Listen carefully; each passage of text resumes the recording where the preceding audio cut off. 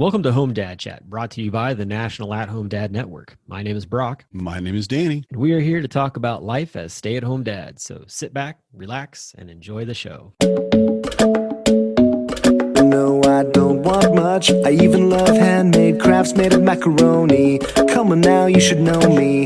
Times I might eat too much. No worry about my weight. Got the dad bod rocking on me. Sketches on my feet. Cargo shorts look good on me.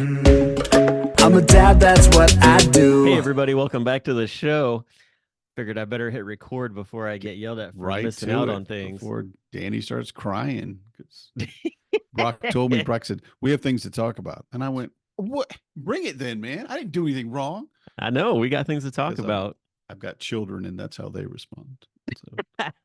I loved your response. Yeah. No, I mean, there's a lot that's happened in this past week as far as the dad world is concerned, especially in our fun, organization of people. Like I keep seeing these really fun posts from different guys. Like I saw the other day, Joshua Bernstein got an award for his time volunteering at his kid's school. That was really cool. So I wanted to be like, congratulations to him, because that's one of the things that we always talk about at, just that getting involved at your kid's school is really important. And it's nice to see that the school also is kind of lifting him up in that and showing that, they appreciate a dad being there and putting in the time and effort that they are. So I was excited to see that. And then Charlotte, if I remember it correctly, he also said basically get involved at your school.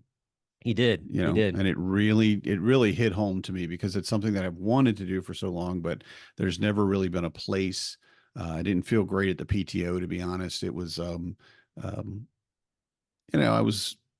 I was a man, and they were not expecting men to be there. Basically, they would make jokes about how the husbands are kind of useless, and how, well, we're gonna need that. Well, we'll just wait until the end, then we get the men to do this kind of stuff.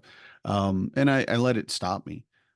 And I have to say that's something that I should not have done. And I'm glad now that we're living in Wisconsin that I'm more active at the schools. They see me, they know me, and being able to. We talk about owning this job all the time, right? Yeah. Part of that is, even for me, a struggle. So, do it. Go to your school, ask them if you need to, go read, be one of the people that reads to the kids. That's always helpful. Oh, yeah. But yeah. Like Joshua said, do it.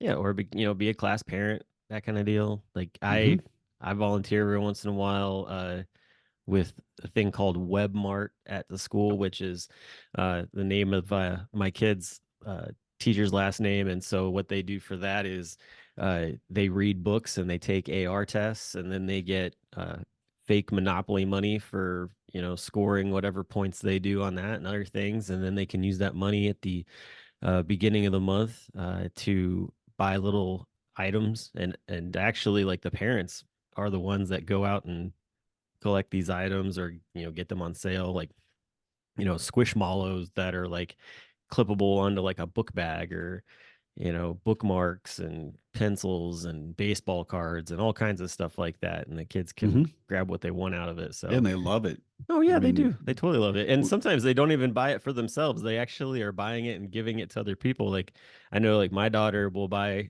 things and bring them home and be like, here, mama, check this out, or give it to Hezekiah or something like that. Yeah. So, which I think is just so adorable. So yeah. Mm-hmm.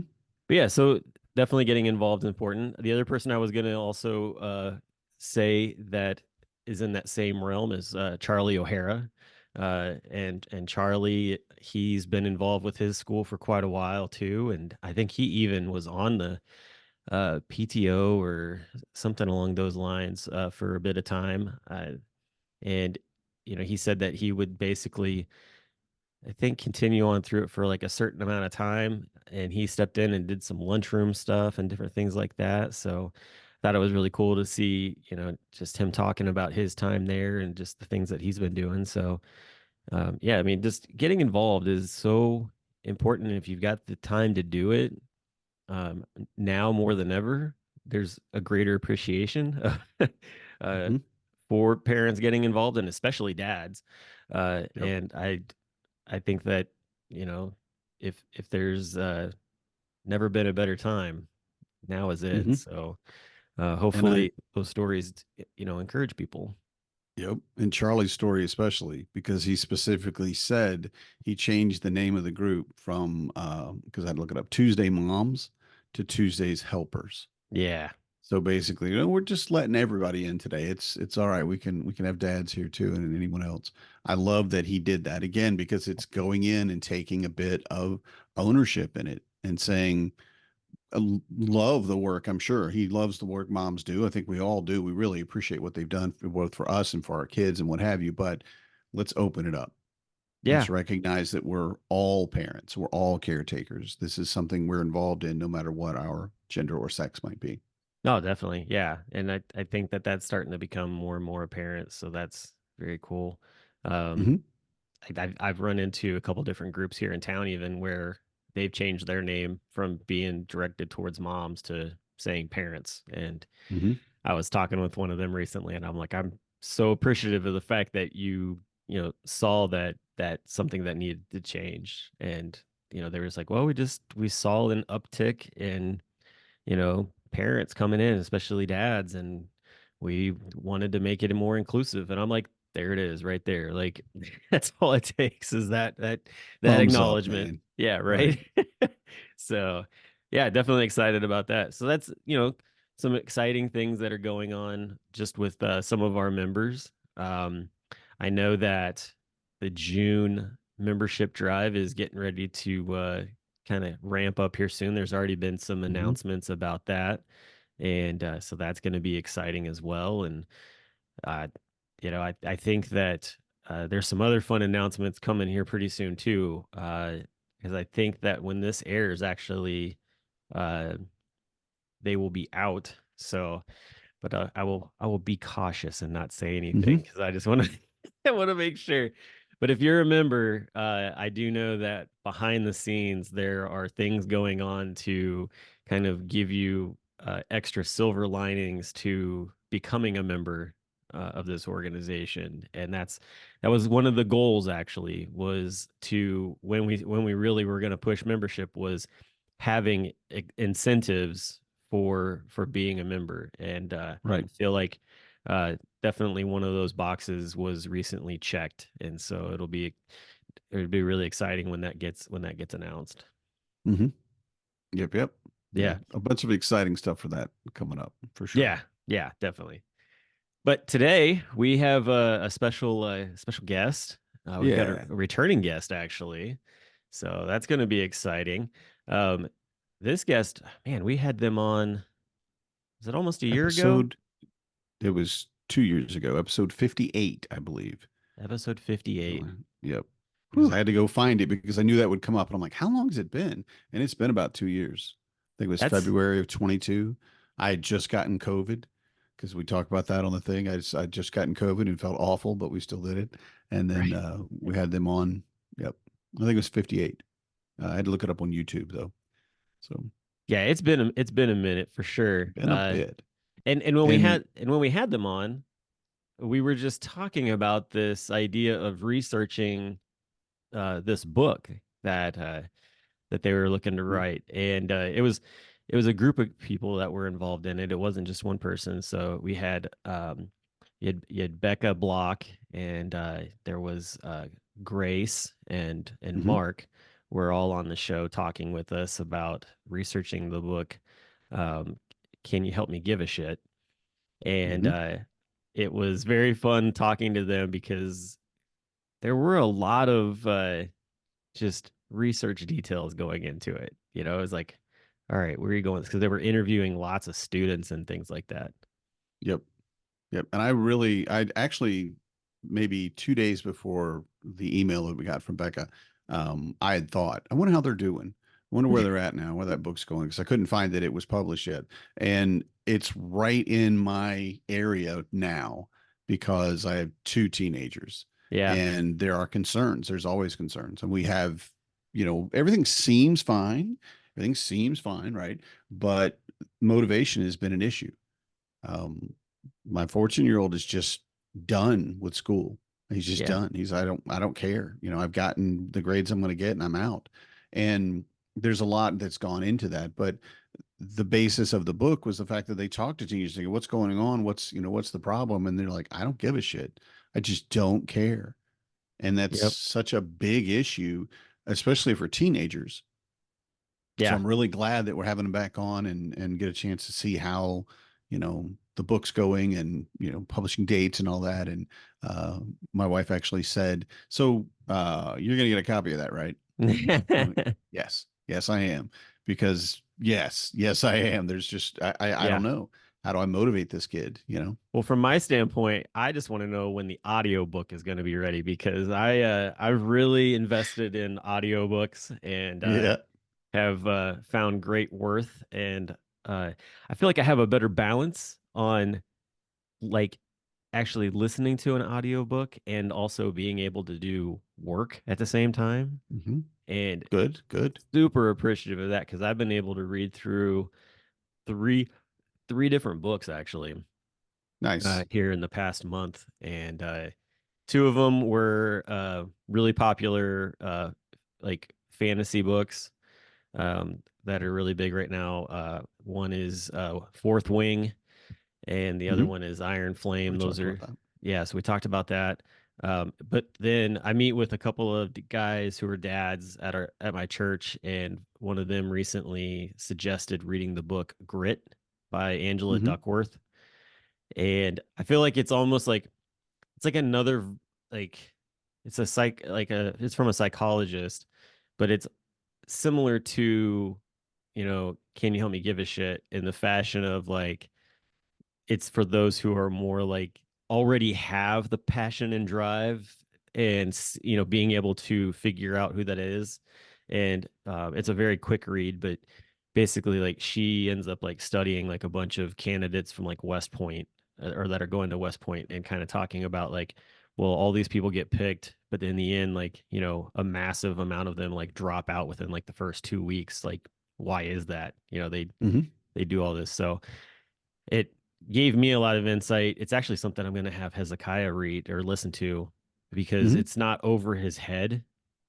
There's no technical talk in it.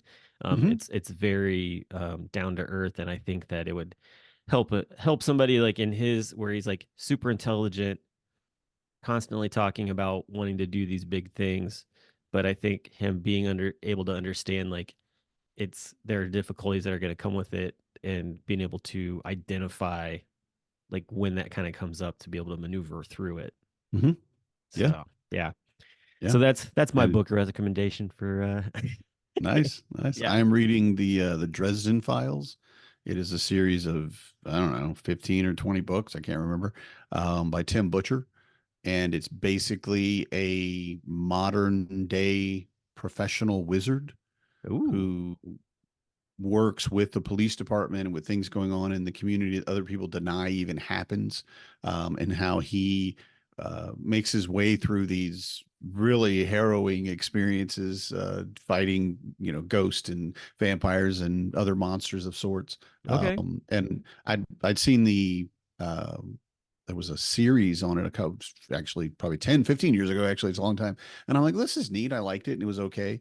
And then the book just came up in a recommendation. I'm like, yeah, I'm going to go ahead. And I don't like buying books unless I get a physical copy, but I Yeah. actually paid $5 for each one of them so far, to get them on Nice. Kindle so that There I you can read go. it wherever I go and what have you. And it's really, really interesting to me, um, that it's just a good series about a good guy trying to do things in a bad world, Okay.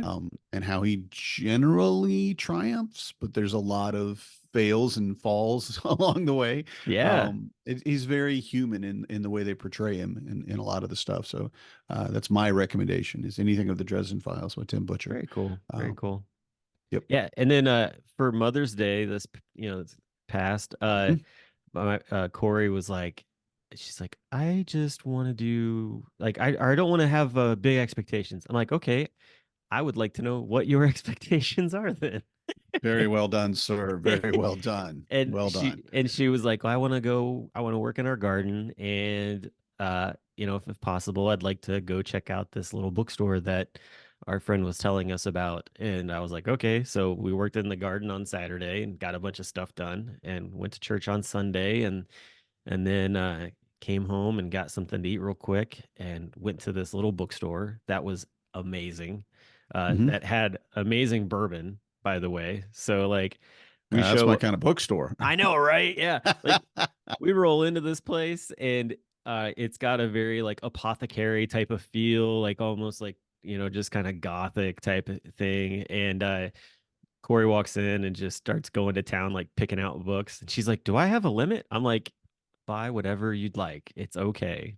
Hmm. And so she's looking around. The kids sit down at the at the counter, talking to the shopkeeper, who's like this guy who's I don't know. He's probably like in his mid to late 30s, and he sits down, and the kids start talking to him, telling them the kids are telling them what they've been reading, and he's just blown away by these this 11 and 8-year old who are reading these books about dragons and Hmm. all kinds of things and giving very good explanation and description into why they enjoy it and then uh like I had some bourbon, they got cider and hot chocolate.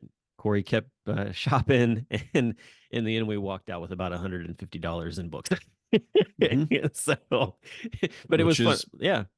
appropriate. Yeah, Yeah, and the that's. kids even got books too, so that was the other thing. And but the shopkeeper and I were talking about the audiobook that I'm currently listening to, which is Red Rising.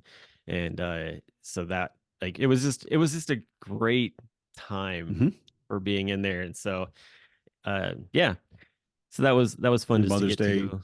that was Sunday, That was the Sunday, yeah, bookstore. Mother's Day, Okay, yeah, yeah. at the bookstore. Yeah. So it was just a great Okay. way to like go in and basically also like support this brand new local business that just started in October too. Yeah. So Yeah. yeah. Especially a bookstore. They need, Mm, as much help as they can get. Yeah. And exactly. and we've had this question almost every year, or this problem comes up almost every year in our group about Mother's Day. People are like, I don't know what to do. I don't know what I did wrong, or they didn't like this. And the answer, I think, hands down, is like you did. Yes. Ask. Okay, Yes. you don't tell me what you want because I'm not screwing this up. I'm doing what you want exactly. And if Right. you don't have the like natural ability to choose things for people, like picking out gifts and such like that, and a lot of people don't, you need to just tell your partner, Mm-hmm. I don't know what you want me to do, and I'm not going to do it on my own. I need you to tell me what you'd like this to be like. Yeah. And if this year wasn't good, guys, write down a list of what didn't go well, what you didn't like, or what your partner liked or didn't like, and do it next year Right. because it's coming back. You got to be prepared for it. You got a year to prepare now. But look at the things that she loved and do those again, or Mm-hmm. something similar, or just plain ask. And I love that Yep. you did that. I love that you and Corey have that kind of relationship. I know Marnie and I have that kind of relationship. Although I'm pretty good about picking gifts and things. Marnie's also very low maintenance, so it's easy for me. Yeah. But just having that, and it's the same. And I want to encourage everybody. Father's Day is coming. Yes. Make a list. Tell your family what you want. Mm-hmm. I If already said it's what I wanted, a black stone griddle. nice, I want yeah, one as you bad. should, as you should. It's fantastic, yeah. But yeah, yeah. Cool, So man. Father's Day's coming. Get ready for it. Yeah, definitely. And we'll be talking about that more too. There's some things that are Mhm. coming up for Father's Eve and things like that, and we'll get on to Oh that in yeah. the next coming episodes. But we're gonna take a break, and we will be back with Becca and Grace talking about the book. And yeah, so see you in a moment. Become a member of the National At Home Dad Network, an organization focused on providing advocacy, community, education, and support, connecting with households where dad is the primary caregiver of the children. We do this through our webinar and podcast series, mental health support groups, regular online social events, as well as our annual convention. The National At Home Dad Network is a 100% volunteer organization. Without the generous support of its members and the community around it, we would not be able to continue the work that we do. Becoming a member gives you access to past convention speaker presentations, the ability to vote for board members annually, and ensures that the organization's fees and bills are in positive standing. Oh yeah, it should not go unmentioned that there is some cool swag headed your way if you decide to become a member. For only $35 a year, your membership provides you with the exclusive content only we can generate, and you'll be supporting an organization that benefits families all around the country and world. By advocating for them, offering them community, providing education and guidance, and supporting them to grow in their parenthood journey. And one last thing, if you contribute $500 or more, you will become a lifetime member. Not only will you receive everything already mentioned, but also a certificate recognizing your status and an exclusive National At-Home Dad Network Challenge coin with our trademark logo, Dads Don't Babysit. So, what are you waiting for? Become a member today. Hey everybody, welcome back. Thanks for listening to that commercial. Hopefully you consider being a member of the organization after hearing all that. With us today, though, we have our guests, and we're going to be talking about a really cool book that like we said earlier, we started talking about the researching process for that about 2 years ago. So we're very excited to have Becca and Grace back with us. Thanks for being back on the show. Thanks for having us. Yeah, definitely. Yeah. So I'm going to start real quick. Grace, you're finishing up what year of college now? So I just finished my junior year. Oh my goodness. Gosh, we Yeah. talked to you back when you were a freshman? I know, yeah. I was just thinking about that this morning. It's kind of crazy. Life has definitely flown by in that time, and a lot has happened too. So Yeah. awesome. Can I say, just as a dad, and take this please as a compliment, that your confidence has definitely gone up. You That's can so tell. kind. Yeah. Well, it's just part of growing up and what have you, but I could tell you're much more your own person than you were. Like still, like, and I think at freshmen we're all at that point where we're kind of like, who the heck am I? And you're just doing what you think you could enjoy, but you really stepped into it. And I wanted to compliment you on that. That's so kind. I think I'm still stepping into it for sure. It's a new decade. You got time. It's okay. Yeah. Don't rush it. It goes fast enough as it is. So, Becca, glad to have you back. Like Danny was saying, it seemed like kind of all of the pieces fell into place with him thinking about the book and you contacting us. So we're excited to hear what's been going on in the world. How has everything kind of progressed since we last talked to you? Yeah, so my memory is not perfect. I will own that. When I looked, I was like, wait, it has been 2 years? 2 years, unlike when I was in college where the years were clearly defined, right? As you all can probably relate to as parents, years are not clearly defined. They're clustered by like, could my child talk or not talk? How much do I have to protect them physically versus psychologically, right? So those are the kind of like, cluster chunks that my brain tends to move in. So, probably will get some of this wrong. Grace, you might remember some of it better, but I believe when we talked to y'all last time, we were still finding interviewees. We had been, about halfway through our interviewees. We found additional interviewees afterwards. And then after that, we needed to actually go through and see, so what emerges from that, right? What emerges from all the conversations that we had with young people, instead of just, putting our opinions on what we thought they were going to say. And saw the themes. We tried writing the book one way where it was like an individual story about each person per chapter. Then we were like, that's not working. And so we changed the whole structure, made it into like themes with different student stories woven into each of the chapters, put it all together, got a publisher, and now it'll actually be coming out July 9th. So it's been a lot of stuff to do. Well, Grace also being a full-time student and me working full-time and being a parent. We've been practicing our juggling skills for sure. Yeah, I mean, July 9th. Wow, that's going to come up real quick too. So congratulations on getting a publisher. What publishing house are you working with? We decided to go with a small press called Atmosphere. Okay, nice. Yeah, so that's exciting. Like, so are you gonna basically the book itself, July 9th, is that something that is gonna be in a lot of bookstores? Is it gonna hit Amazon? How are people gonna be able to acquire the book on that date? Yeah. So it's actually already up for pre-order on Amazon and any other major like online retailer that does pre-orders. Although I always like to encourage people to instead hit up their local bookstore and ask them to pre-order it instead. Support local if you've got one. Not all of us are lucky enough to have one, but if you do, then I encourage that. But otherwise, yeah, both the ebook and the paperback are available for pre-order on Amazon already. Awesome. Pause for 1 second. Danny, I don't know what's going on. So that's exciting. The book is coming out in July. And for me, I'm an audio guy. I enjoy a good audio book. I can't really sit down and read a book. I turn into a narcoleptic dachshund when I try to read. And so what plans do you have for us audio listeners? It's a great question. Grace and I have talked about this. That is part of the reason I borrowed this fancy mic from my neighbor that records audiobooks. I am trying my hand at recording it because for nonfiction books, it is definitely the preference is not to like go get actors and have them Mm-hmm. perform it, right? It should be one or both authors reading it. Grace's schedule is nuts with school. So I'm I'm trying to carve it into basically Saturday morning, bribe my children with screens, close myself in the room, record sections of it. I don't know if I will succeed. So I don't know that I can promise you an audiobook, but I'm giving it a shot. We're going to see if I can make something that doesn't make me cringe so much at the sound of it, that we can also release it in audiobook format. I mean, I know a really good audiobook guy he's done quite a few, who's part of our organization. And Is he free? David Stanley.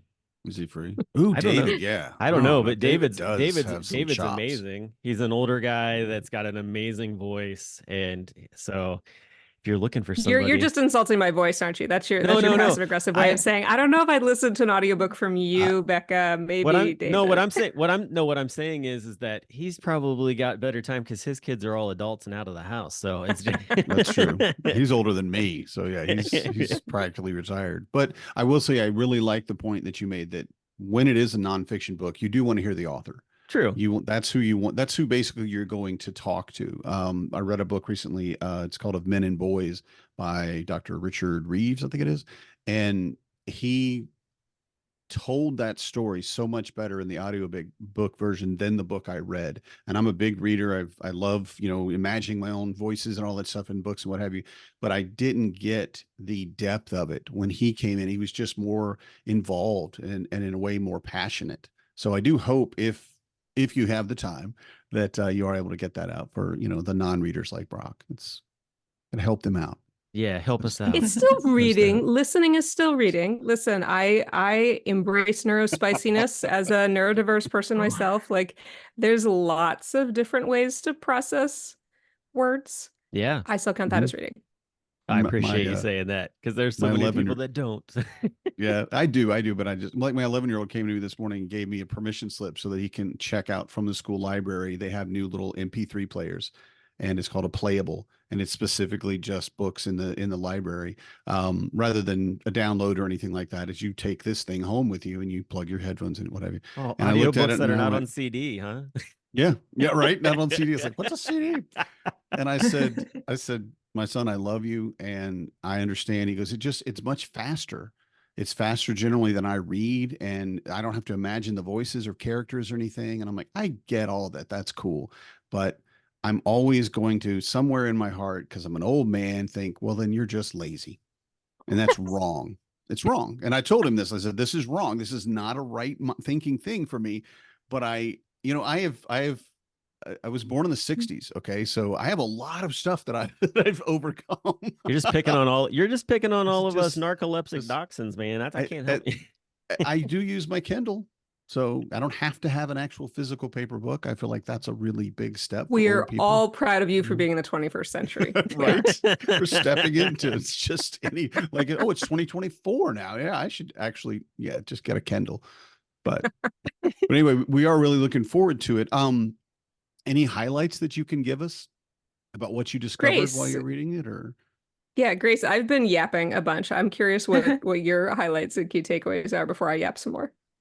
Oh man, it's so interesting. I was talking to my sister about this the other day. I think my reasons for joining the project at first are so different from now, like why I'm staying. And then even the lessons in the book like keep coming up. I feel like it's even more relevant for me now than it was when I was a first year in college, if you can believe that. I think that's been a highlight, just sort of reflecting on the process of this book, definitely. Yeah, and What's, you mentioned oops. no, go ahead, Becca. Go ahead. No, no, no. Mute my interception when you go back in the post process. What were you going to You're say? fine. No, I was just gonna say, with the fact that you've been a part of this process from the beginning, and you all said that you mentioned that you kind of shifted gears and changed how you were going about, uh, you know, producing the book and actually writing it. What what was it that I guess like caused for that change to happen, and what have you seen since making that decision to change? I think I mean, Becca, you can totally jump in and say your piece, but I think the flow is a little bit better. I think, Becca and I had talked about how we wanted each chapter to be one student, but now that it's more thematic, like it's more like each chapter talks about like what has a focus on a theme, and then we're weaving in bits and pieces from each student. I think that feels a little bit better. The flow is a lot better. I think you can resonate with each student a little bit differently based on the theme of the book.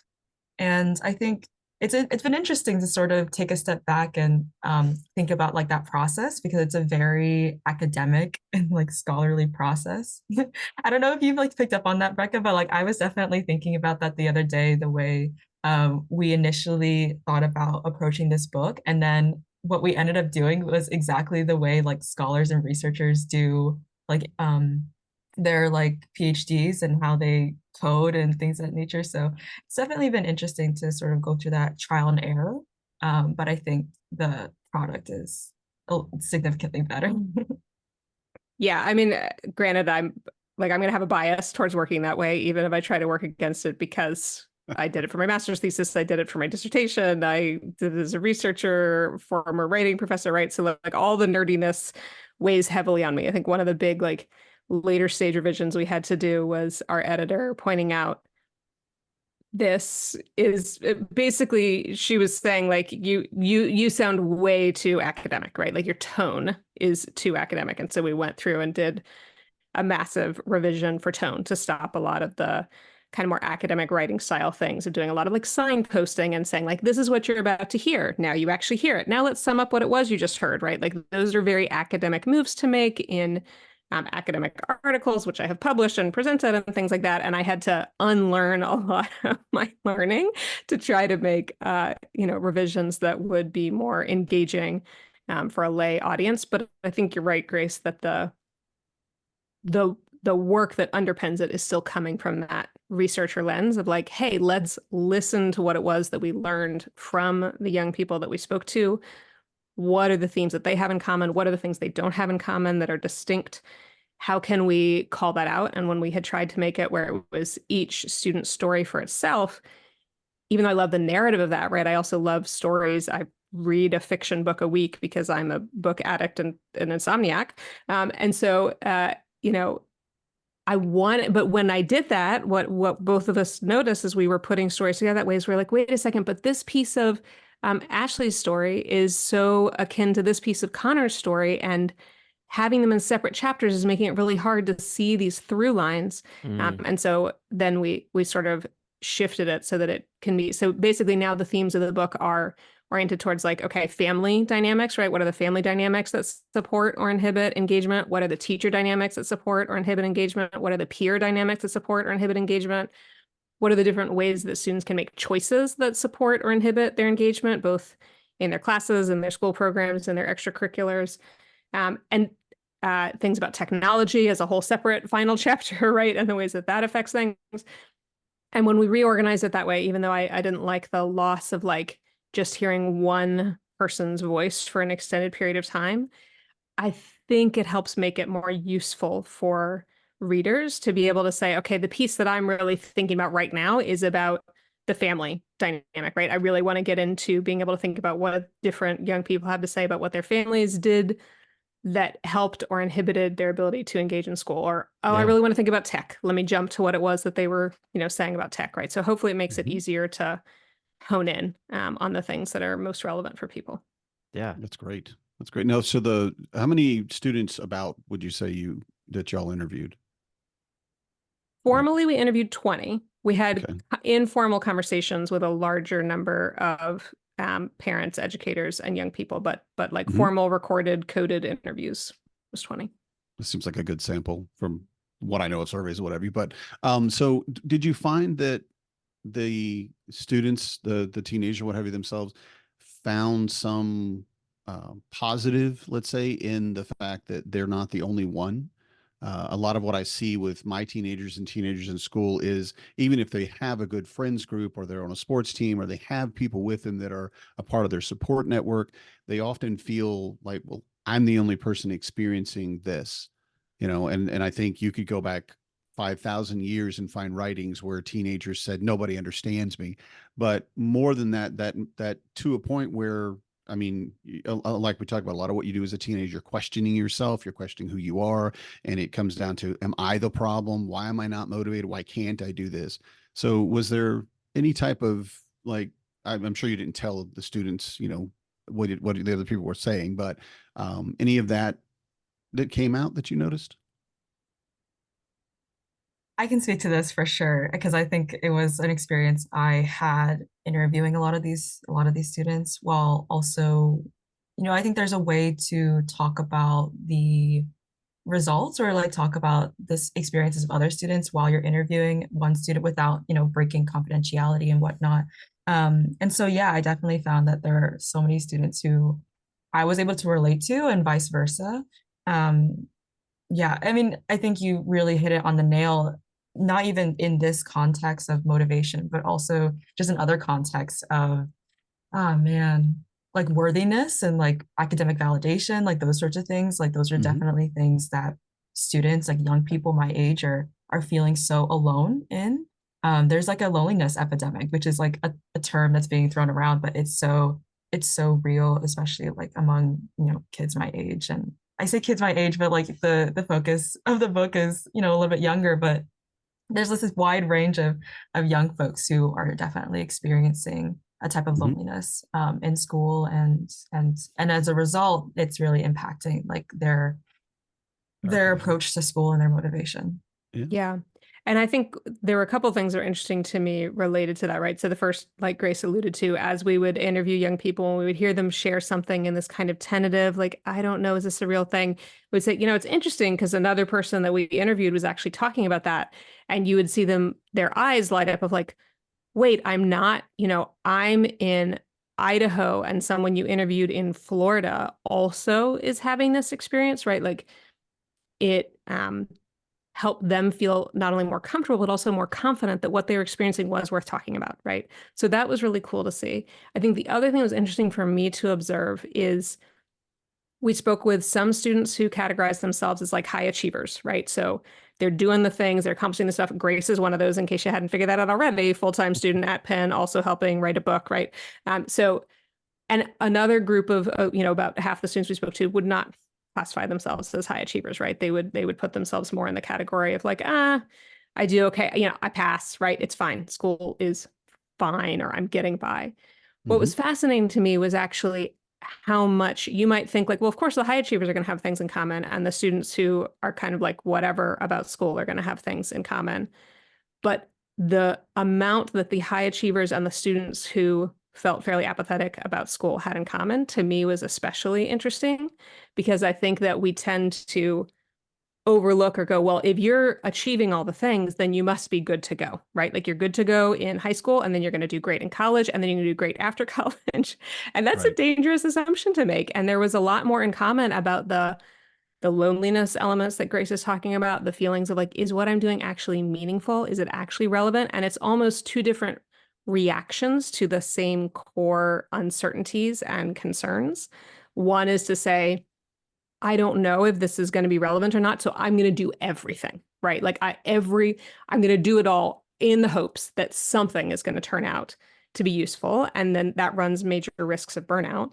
And the other reaction is like, I'm not sure if any of this is relevant, so I'm going to shut myself off a bit, right? I'm going to feel apathetic. Apathy is a great defense mechanism. I think we tend to associate apathy as like, that's just part of being a teenager. And I would say apathy is more the common response to the way our culture engages with adolescence rather than something that is inherent to adolescence itself, right? If you hit a stage where your brain development and your identity development says, I'm supposed to be trying and learning and making decisions and risking and failing, but everything around you culturally is saying, here's the path, you do this, you don't get many choices. Apathy is a pretty obvious and natural response to that. And so is overachieving, right? Of like, well, okay, I have to do all the things that I'm being told to do. Now the only choice comes in if I stack an additional massive amount of things on top of that and just forego sleep, right? And so that was what was particularly interesting to me, was how much those students that I think most people just go, oh, well, those are just two totally different types of students actually had in common with each other. Yeah. Interesting. Yeah, definitely. It's fantastic. I'm curious. So, with kind of all that we've talked about so far, what would you say is sort of your synopsis slash like elevator pitch when talking to somebody about this book that you're trying to basically like sell it to them, or just even like explain what you're working on? And I imagine it's got to be different for both of you in how you talk about it. So I'm going to start with Grace. And I'm curious, when you're talking to your fellow students, because I imagine you are like having conversations with them about doing this book, what is sort of your elevator pitch to them about the book? Yeah, it's a so I would usually say it's about like young people motivation. Like that's basically what I say. I'm not really good at elevator pitches. I do not go to Wharton, so I'm not like a business major in any regard. I nor do I want to be, but I'll just say it's about like young people motivation. And then in a conversation with them, because I'm much better at conversations, I'll actually like talk about like what we did and what the things that we found out about it. And if I were to summarize it, not an elevator pitch, I would basically just talk about it's about relationships and like how relationships form motivation and encourage us to Oh yeah. do better. Yeah.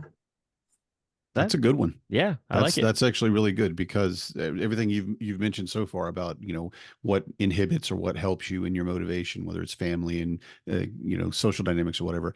I think you said it exactly. That was a very good non-elevator pitch. Definitely. What about you, Becca? How do you go about kind of putting the book out there with the folks that you come into contact with? Yeah, like Grace, this is a growth edge for me, right? Although my PhD is in rhetoric and composition, I'm actually not great at being rhetorical like myself, right? So it depends on who I'm talking to because I'm still working it out. But when I'm talking with other parents like myself, usually the way that I'm talking about it is, listen, it is so hard for us as parents to not get caught on the hooks of our own fears and concerns when we are engaging with our kids. And what I've observed is, as especially my older one gets older and is in middle school now, it gets harder and harder for my brain to upgrade that, like, to him, a year is so long, mom. Oh my gosh, that's forever ago. I can barely remember it. And to me, I'm like, but I can still remember when I had to childproof everything in our kitchen, right? Like to keep you from literally killing yourself by accident, right? So when I'm talking with parents about it, I'm saying, listen, one of the main values for me as a parent, talking with all these young people across the country, is that when it's not my kid, I can hear and empathize and practice and notice what my fears are that are getting in the way of me being able to have a real, genuine conversation in a safety zone, so that then I'm already aware where those landmines are before I turn around and have conversations with my actual kids, right? Because then I'm aware of like, oh, there's a thing. Oh no, that's me. That's me projecting onto you. That's my fear going into this conversation rather than my listening coming into this conversation, right? So that's been the biggest value for me as a parent. As an educator, the biggest value for me was in realizing how often so much of the ways that we are trained to behave in school systems, and I think this is even more so. I had the luxury of teaching at the college level where you have more freedom, although that's changing in a lot of colleges. Uh, in the K-12 system, teachers have very little freedom. They have so much prescribed to them about what they're supposed to do and how they're supposed to do it and what they're supposed to cover and all the kinds of things. And listening to all the young people that we spoke with was an excellent reminder for me that as an educator, I frequently would fixate on like, what's the exact right technique I should use? What's the activity that I should be doing? What's the like particular, if I just find the right thing to do or the right content to cover, it'll solve all the problems. And it's just not true. It's the relationships, just like Grace was saying. As an educator, it was a great reminder that it is the relationships I form with the students that will make the difference in how the content unfolds, how the activities unfold, the level of engagement, the level of learning. And that doesn't require going and doing fancy PD and changing your whole curriculum and everything else. It just requires finding something you genuinely like about each of the students in front of you and being able to connect with them about that. And that is not an easy thing to do, but it's a very simple thing to do. And that reminder was really powerful for me. So those are usually the things that I talk about when I'm talking with people. I'm talking about like what was powerful for me as I was doing the research that I hope the book helps people feel Yeah. and feel comfortable with by virtue of getting to hear all these stories and see it from perspectives other than their own. Yeah. And I So love that. yeah, go ahead. No, go ahead. That you brought up middle school a couple of times because I know for me, for my kids, middle school is where I really started to be concerned. Elementary school is just playtime, really. I mean, they're learning little things, oh, you got your fractions and all that. But once you get into middle school or junior high is where you really find that the cliques start forming and you get a lot more social pressure. There's a lot more things that could affect a child's confidence and self-confidence and self-worth.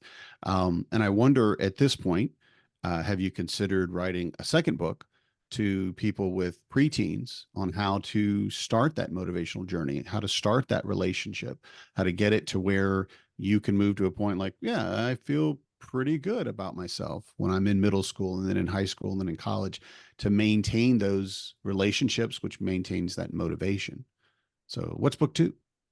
Yeah, I think that's we've had a few people ask us like what's book two, other people are like, well, what about for parents? Because sometimes as a parent, I'm having some challenges with my own motivation. And for educators, like sometimes as an educator, I'm having challenges with my own motivation, Right. right? So I don't know what book two is, but I actually think that your point about middle school, one of the things that I was surprised by is not all the interviewees, but several of the interviewees did reference key middle school experiences. Even though they were, like I remember one was a senior in high school when we were speaking with them. Another student that spoke about that I think was already in college when she, was still referencing that. So I think, but I'd be curious for your take on it once you have the chance to like fully process the book. I think what's in the book already actually does apply Speak to to it. starting to think through middle school. That's Mhm. what Nice. I was gonna say.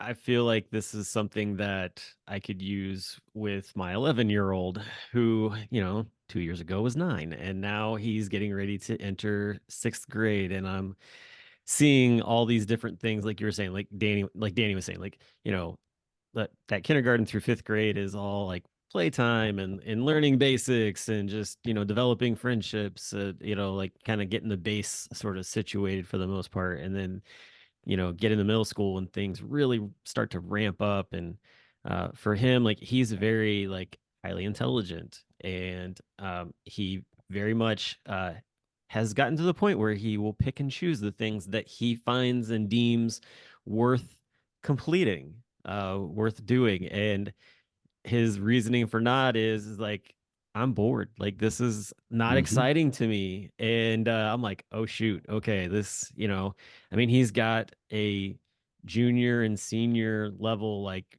reading comprehension and writing. Like it's insane. And so he has assignments that he doesn't turn in because he didn't finish it all.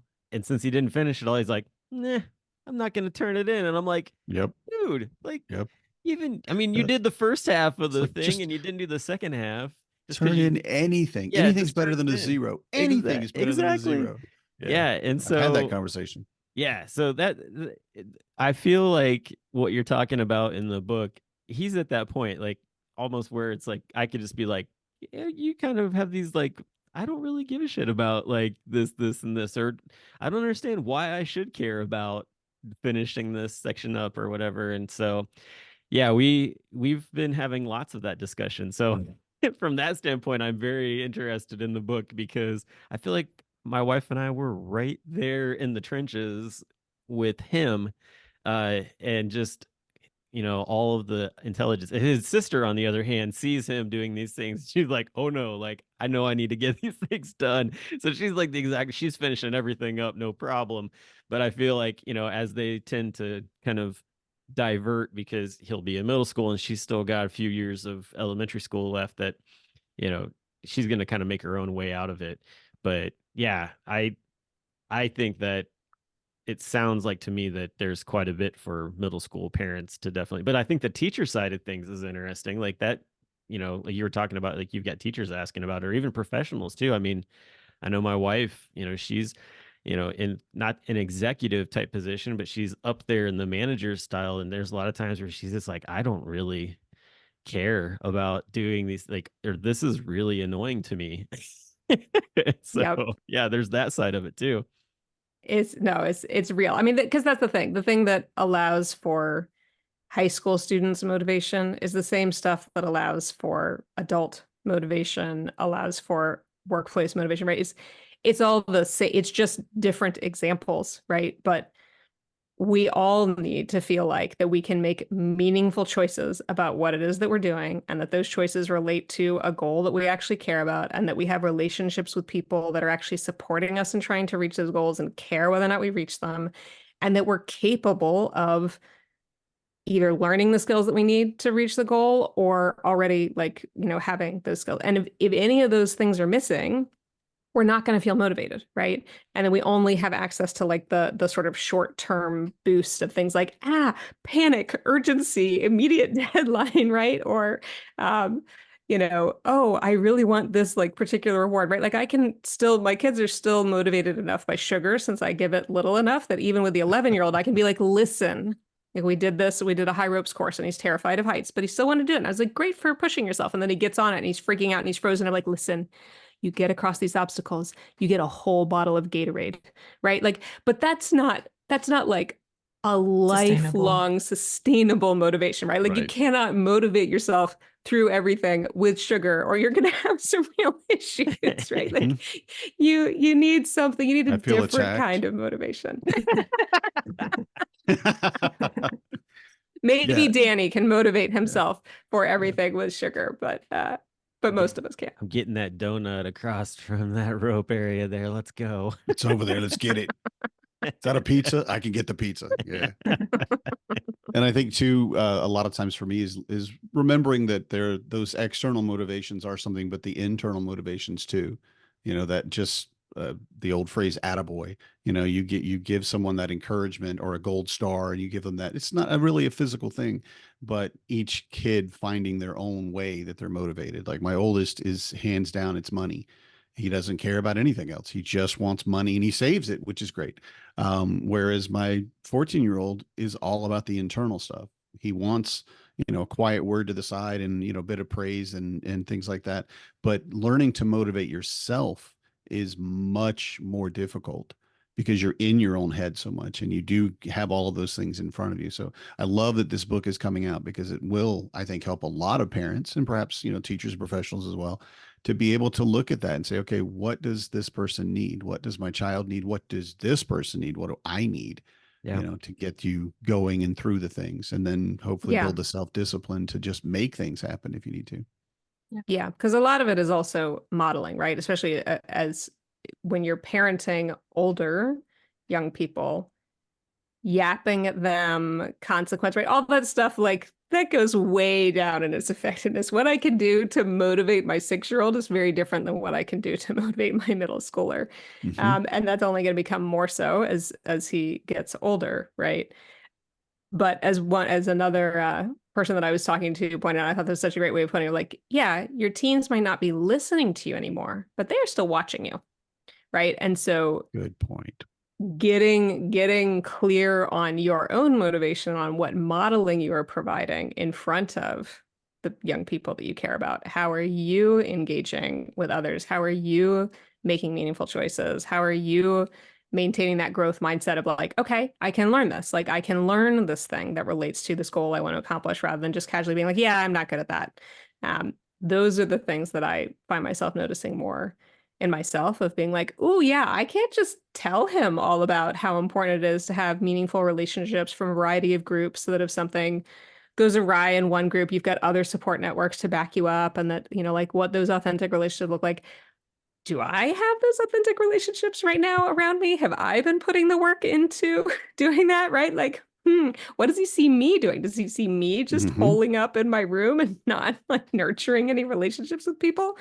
That was definitely one a couple years ago as I started this project that I realized I was like, oh, all these young people are talking about how important these various relationships are. And I have not cultivated any relationships in the place that I had moved to, even though I'd been living in Pennsylvania for like 4 years at that point. I cultivated no local relationships. All my friendships were with people from other states. And I was like, mm, yeah, no, I gotta fix this. If I want to be encouraging my kid about the importance of like real in-person, live, Hmm. supportive relationships, then I need to have those. Yeah. Right. No, definitely. Excellent. I'll add one more thing about that. I don't think I think it's definitely like what is shaping it's the untold. I'll also add it's also like the values and like the stories that are not being told. I was sort of thinking about this in conversations with some friends at school about the stories that our parents would tell us. Not literally like literally the stories from their childhood, but also the stories and like the messages that we received from their actions and from the things that the choices that they made in the careers that they decided to go into. What messages are we receiving as a result? And I think having those conversations at an elite university, the common message was that the choices they made were very much um, sort of framed in like an elitism type message. And that was the message that we received as well. And so we're learning how to sort of unlearn those messages and unlearn those stories. But I just kind of want to add that because I think it's very much goes back to what we were saying about it is the what's untold and children like myself. I'm definitely still looking at my parents and I'm still reading like the choices that they're making and I'm trying to figure out like are those things I want to make as well for the rest of my life. Yeah. I mean, that happens even as you get into your 30s. Like you're still, if your parents are still around, like you're still constantly looking at them, for different things. Like I remember when I became a parent, like I looked back at a lot of the things that my parents did with me, and my wife and I sat down and talked about what her parents did with her and decided, okay, what things do we want to take from that and what things do we want to just leave on the side of the road? Like how do we want to raise our kids? How do we want to, you know, just what does that look like? Because you can either try to recreate the wheel or you can take bits and pieces and plug that in and then discard things that you're like, nope, I don't want to try that. Like that's not going to work for us. So I I think that is a continual, if you've got a healthy relationship type of thing, that's a continual thing that you're looking at, kind of picking and choosing uh, what you want to, I guess, mirror, emulate, like what your um, people that are around you are doing. And so, yeah, I think I like that insight you got there. Well, hey, we are pretty much up against our time. It was great getting to talk to you guys and reconnect. This book, I'm very excited to see getting to come out, and we've only got a couple of months to wait for it to actually hit the shelves, so that's Mhm. exciting. I think that this is something too that a lot of the listeners will be interested in, and probably be something that might even get put on the book of the month thing that we do a book of the month giveaway actually. So yeah, so make sure that takes place. Might even try to get some copies to maybe be at a home dad con too. That would be another fun thing because like I feel like guys are always like, "Oh, did you happen to get any of those?" I get guys all the time. I've had guys the past couple of years like, "Oh, you talked to such and such a author. By any chance, do you have any of their books available?" So, and a lot of times we're like, "No, but if you go to this website, you can find their stuff," kind of deal. So that's another thing. But yeah, we definitely are excited to be able to help you guys get the word out about the book and really just kind of um you know help people see just the importance of what it looks like to motivate. So um before we go though too, is there a specific website that people can go to find the book and purchase it? Yes. Yeah, so if you go to canyouhelpmegive.com, we just left the expletive out of the URL address. So at canyouhelpmegive.com, you'll find links for any place to pre-order the book, or once it's live, obviously on July 9th, then order the book. Also links to some podcast episodes that dive into specific follow-up questions that parents or educators asked us. So that's the best place to go to find all the info. You also, if you're an Instagram person, I'm not. I will admit, Grace is the amazing, awesome force behind the Instagram account, but you can follow us on Instagram as well, which is the full name, including the expletive. You cursed before, I can say it, right? So it's at Can You Help Me Give a Shit Yeah. on Instagram. So yeah. Awesome. Well, that's great. So we'll get all that up there too, so folks can see that. And yeah, looking forward to the book. Thank you so much again for coming on, and we Mhm. really appreciate getting to talk to you. And good luck with everything going forward. And hopefully we can connect again when if you get another book together, and we'll go from there. So, uh, y'all have a great this time with this launch of the book, and for everybody else, thank you so much for listening, and we'll talk to you all next week. Good night, everybody. I'm a dad, that's what I do.